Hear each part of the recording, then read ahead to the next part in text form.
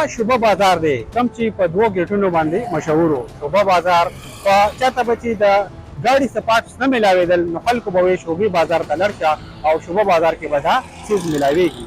خو نن د بده مخه دلته کې داسې مسایل دي ته مخې ته دي د هغه د ټیکسونو اجرا دي او هغه نور څه مسایل دي د هغې د وجې شوبه بازار هغه شان شوبه بازار پاتې نه شو. راځئ دلته کې به خبرې کوو دغه دوکاندارانو سره چې دوی په هکله باندې څه وایي.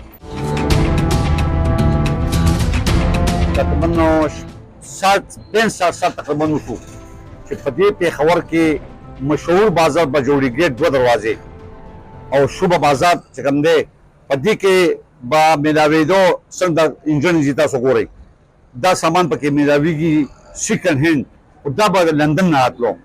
اوس مالونه راځي د جاپان نه مخکې به چې کوم مالونه راتلو شوبه بازار ته نو دا به د لندن نه راتلو بیا غټ ګاډي به دلته راتلو هغه به موږ جوړولو او بیا به بهر ته تلو.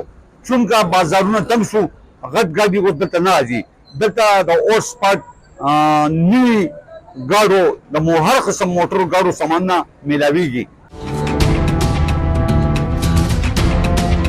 زموږ د کاروبار نن سبا چې کوم دی داسې ختمېدو ته راغلی دی. ګورنمنټ موږ باندې آی روز نوې نوې ټیکسونه کله وایي چې تاسو باندې به موږ تاجر دو سکیم شروع کړو 1200 روپۍ به تاسو هغه موږ ویل زه یاره دا موږ سره ګزاره کوي نه پس را باندې 30,000 بل ورځ 28 تاریخ باندې موږ بل ګیر شیر ډاون کړو. د دې د وجې چې موږ په دې مارکیټ کې وګورئ ټول دکانونه داسې خالي پراته دي. خلک کرایان ولا دکانونه دي نه کرایي ورکولی شي. شاګردان خلکو بالکل چې چا سره 15 شاګردانو یو پاتې شو. دا کم چې دکانداران دي خپله چې دورونه دي وایي چې خدایه پاکه د کور خرچې نه پوره کېږي. دې حد له خلک راغلي دي چې کاروبار خو کاروبار ختم شو چې ورسره موږ وایو چې ځان ته داسې یو متبادل څه شروع کړو چې زموږ د رزق هم خبره ده که نه. دا انجن دی په دې یو انجن باندې 80,000 یو لک روپۍ موږ ټیکس ورکوو. نو غریب سړی یو لک روپۍ او 80,000 روپۍ ټیکس څنګه ادا کړي؟ نو د دې سره د دې ریټونه یو په ډبل شوي دي. نو شوبې بازار حالات اوس ډېر خراب دی او څوک نه راځي شوبې ته. بهي موږ د شوبې بازار تاجر برادري چې کوم دی دلته موږ ته ډېر زیات مسایل دي.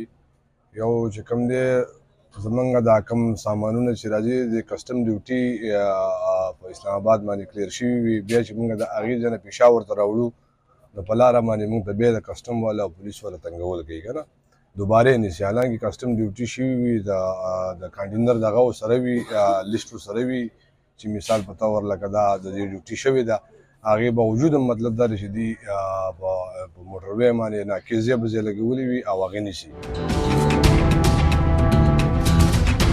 شوبه بازار چرته کې چې د سپیر پارټ هر قسم سامان ملاویږي دې کې انجنې هم شامل دي او نور سامان هم په دې کې شامل دي.